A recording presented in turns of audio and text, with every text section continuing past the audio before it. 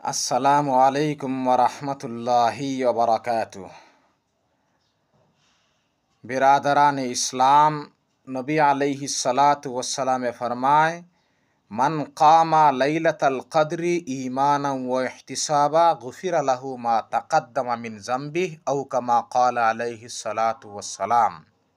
অর্থাৎ যিজনে শবে কদর অর্থাৎ কদৰৰ ৰাতিত ইমান অৰ্থাৎ ইয়াকিন ইহতিসাব অৰ্থাৎ সওয়াবৰ নিয়তত ইবাদত কৰিব, গুফিৰা লাহু মা তাকাদ্দামা মিন জাম্বি, পিছৰ যিমান গুনাহ আছে সকলো গুনাহবিলাক মাফ কৰি দিয়ে। সুবহানাল্লাহ। তো ভাইসকল, শবে কদৰৰ ৰাতিত আমি খুব ইবাদত কৰিব লাগে, জাগি থাকিব লাগে।